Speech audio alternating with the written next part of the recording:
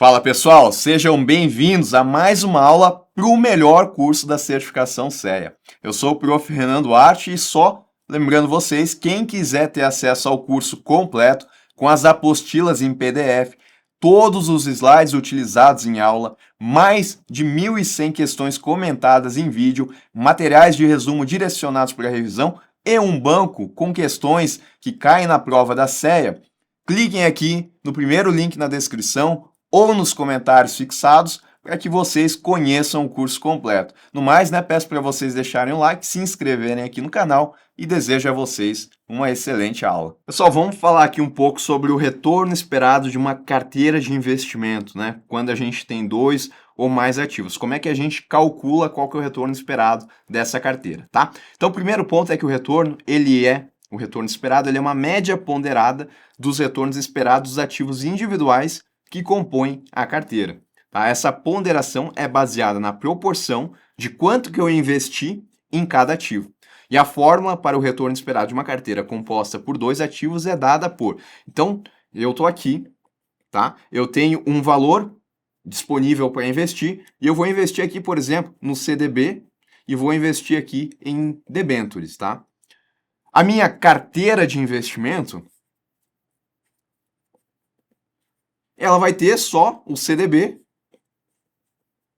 e a debenture, Só tenho 2 ativos. E aí eu quero saber qual que vai ser o retorno esperado dessa minha carteira. Só que para conseguir chegar nisso, eu vou ter que saber qual que é o retorno esperado do CDB, qual que é o retorno esperado da debenture, e vou ter que considerar o quanto que eu coloquei de dinheiro aqui e o quanto que eu coloquei de dinheiro aqui para ter essa média ponderada que vai ser o retorno esperado da carteira, tá? Então vamos lá. A fórmula é essa daqui, aonde eu tenho, tá? O retorno esperado da carteira, ele é igual a WA, que corresponde ao peso do ativo A, que é o quanto que eu coloquei de dinheiro, tá? E o WB, que está aqui, é o quanto que eu coloquei de dinheiro no ativo B, vezes o retorno esperado de A, no nosso caso o CDB, vezes o retorno esperado de B, no nosso caso a debenture, tá? Proporção de A vezes retorno esperado de A, mais proporção de B vezes o retorno esperado de B, tá bom? A fórmula para o retorno esperado de uma carteira que tem 3 ativos, ela é a mesma coisa, tá? Ao invés de ter, minha carteira está aqui.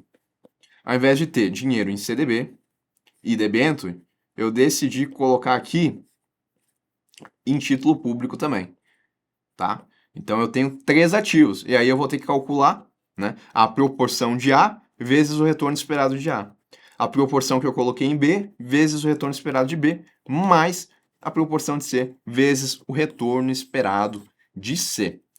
Vamos lá, trabalhar com um exemplo aqui. Um investidor aplicou 6.000 no ativo A, que tem um retorno esperado de 8%, e 4.000 no ativo B, que tem um retorno esperado de 12%. Qual que é a proporção do que ele colocou em A? Se ele tinha 6 e mais 4, o que ele tinha disponível para investir era R$10.000. Desses R$10.000 aqui, ele colocou 6 no ativo A. Então, 60% ou 0,6 para A e o restante, 40% para B. E aí, colocando na fórmula, o retorno esperado dessa carteira com 2 ativos vai ser proporção de A vezes o retorno esperado de A, que é de 8%, mais proporção de B vezes o retorno esperado de B. E aí, calculando tudo isso, o retorno esperado da carteira, ele é de 9,6%, considerando esses 2 ativos, considerando a proporção que foi colocada. Se o investidor ele aplicou aqui em 3 ativos, 5.000 no ativo A, retorno esperado de 7, 3.000 no ativo B, retorno esperado de 10, e 2.000 no ativo C, com retorno esperado de 15, mesma coisa, tá? Ele investiu R$10.000 ainda, 5 mais 3, 8, mais 2, 10, proporção de A, 50%, proporção de B, 30%, de C, 20%. Colocando aqui na fórmula, cada proporção vezes o seu retorno, e somando isso, a média ponderada aqui, para o retorno esperado dessa carteira, é de 9,5%. E agora, pessoal, fronteira eficiente, tá? Ela é um conceito central na teoria moderna de portfólio de Markowitz. Ela representa o conjunto de carteiras de investimento, carteiras de investimento que tem diversos ativos financeiros, que oferecem um melhor equilíbrio entre o risco e retorno, ou seja, as carteiras que proporcionam o maior retorno possível para um determinado nível de risco ou, alternativamente, o menor risco para um determinado retorno esperado. Então, olha aqui no gráfico, tá? Para a gente entender isso. Eu tenho várias carteiras de investimento. Por exemplo, a carteira C aqui, ela pode estar colocando o dinheiro dela em CDB, debenture, né, de uma empresa, título público. A carteira C aqui, ela pode estar colocando em ação, pode estar colocando em BDR, né? Pode estar colocando em opções. Tá? Então eu tenho diferentes carteiras aqui que investem em diferentes ativos financeiros. Posso mesclar ações, debêntures e tudo mais. Para cada uma dessas carteiras, eu vou ter um retorno esperado, que ele é uma média ponderada dos retornos esperados de cada ativo individual da carteira. Do mesmo jeito, eu também vou ter um risco, né, que vai ser associado a cada uma das carteiras, que tem a ver com os riscos dos ativos também individuais da carteira. E aí eu consigo fazer a comparação aqui do retorno esperado que eu tenho para essas carteiras e do risco que eu tenho esperado. O ideal é que eu tenha pouco risco e muito retorno, tá? Mas o quanto que a gente considera aqui como bom? Aí eu tenho que comparar as carteiras que eu tenho disponíveis, tá? Então, por exemplo, a carteira A, vamos supor, ó, percebam que essa daqui, ela está com o retorno esperado um pouquinho mais baixo, mas o risco dela também é baixo. Então ela aplica só em títulos de renda fixa, só títulos públicos federais, tá? Então tem diversos títulos aqui e o retorno esperado dessa carteira é esse daqui, mas o risco é baixinho também. Tá? Agora se eu vou para essa outra carteira aqui, que também é uma carteira, tá? Posso chamar de uma carteira F aqui. Ela tem um retorno que é menor que A, mas ela está correndo mais risco. Daqui a pouco eu coloquei uma ação que não é muito boa, né? Que tem bastante risco, mas não está entregando retorno. Então, entre A e F, faz mais sentido eu escolher A, porque eu tenho um maior retorno e um menor risco. Tá? E isso é de acordo com o princípio de dominância. Eu vou escolher aonde eu tenho uma melhor relação de risco e retorno. Tá? Por outro lado, eu tenho aqui a carteira B, aonde eu tenho um retorno que ele é maior? Sim, ele é maior, mas meu risco também é maior. Mesma coisa para C, tá? Retorno maior, o risco um pouquinho maior. E aí, embaixo dessas carteiras principais aqui, que estão na chamada fronteira de eficiência, eu tenho aquelas carteiras que também me entregam um certo retorno, mas na relação risco e retorno, elas não são tão boas assim. Né? Percebam aqui que essa carteira ela está me trazendo um risco que é alto, né? É o risco mais alto para essa carteira, mas o retorno dela não é o mais alto. Né? A carteira C tem um retorno maior, a carteira B também tem um retorno maior. Então, quando a gente faz essa linha aqui, essa fronteira aqui, que não ficou exatamente na linha, né? Mas essa fronteira aqui que a gente vai marcando, ela traz para nós a melhor relação de risco e retorno. Ou seja, eu posso ter um retorno menor, mas eu estou correndo muito menos risco. Para a carteira A.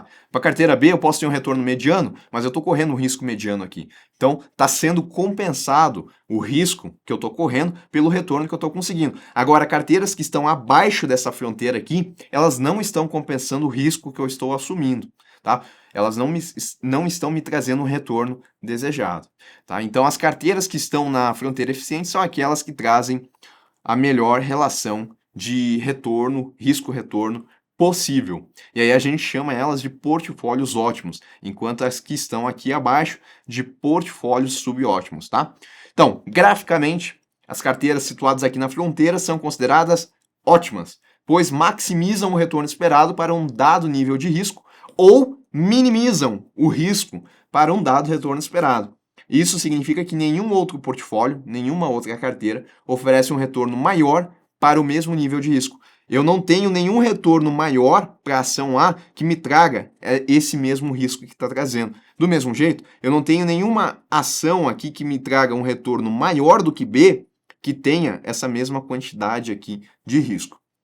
Carteiras como as representadas pelos pontos A, B e C estão na fronteira eficiente e são escolhas racionais para investidores que buscam a otimização de sua relação risco-retorno. Por outro lado, tá, as carteiras que encontram-se abaixo aqui da fronteira, como as representadas pelo ponto D, né, e os portfólios subótimos, eles são ineficientes. Isso ocorre porque essas carteiras oferecem menor retorno para um dado nível de risco ou expõem o investidor a um risco maior sem o retorno adicional. Não compensam o risco que está se assumindo. E a carteira ótima, tá?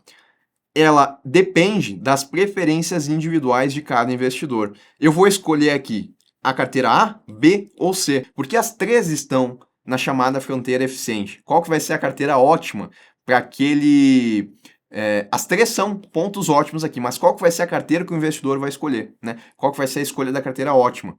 Porque, em tese, as três estão entregando aqui uma ótima relação de risco e retorno. Só que, para cada investidor, eu vou ter que olhar as suas preferências individuais, especialmente em relação à sua tolerância ao risco, tá? Então a carteira ótima é aquela localizada na fronteira eficiente e que melhor se alinha ao perfil de risco do investidor, né? Então, as três aqui seriam escolhas racionais. Mas se eu tenho um investidor que ele não gosta de assumir riscos, não faz sentido ele escolher a carteira C, porque dentro das três aqui, ela é a que tem o maior risco, apesar de estar compensando com o retorno esperado. Mas retorno esperado não é a mesma coisa que retorno concreto, é uma média que se espera, tá? Pode acontecer, pode não acontecer. E tem investidores que não estão dispostos a assumir esse risco, mesmo com esse retorno esperado mais alto, tá? Então, se o investidor for mais conservador, faz mais sentido eu indicar a ação B, ou se ele for mais conservador ainda, a ação A. De qualquer forma, as três estão aqui no ponto da fronteira eficiente. Então, as três são escolhas racionais. Só que aí depende das preferências individuais de cada investidor, tá? Perfil de risco, né? O que a gente olha, então? Quais são esses fatores? Quanto o investidor está disposto a aceitar em termos de volatilidade. A gente olha isso. Os objetivos de retorno, né? Qual que é o retorno esperado e a meta de ganho. Se ele tem um retorno que ele quer que seja muito alto, não tem como indicar que é a ação A, porque ela não promete esse retorno tão alto assim. E também o horizonte de investimento. Investidores com horizonte de longo prazo podem suportar mais risco em busca de retornos mais elevados. Uma coisa é eu ter um ano para investir o meu dinheiro. Eu coloco hoje, mas eu tenho que conseguir retirar ele daqui a um ano. Outra coisa é eu ter 30 anos, né? Se eu tenho mais tempo para deixar, eu posso me sujeitar a correr mais riscos. E isso eu vou analisar também. Vou analisar individualmente isso daqui? Não, né? Pode ser que eu tenha 30 anos de horizonte de investimento, mas o meu perfil de risco, ele não aceita aqui volatilidade. Então, mesmo eu tendo um horizonte de tempo longo, eu ainda vou escolher aqui uma opção que seja conservadora. Então eu olho sim esses três fatores aqui em conjunto para determinar qual que vai ser a escolha da carteira ótima do investidor.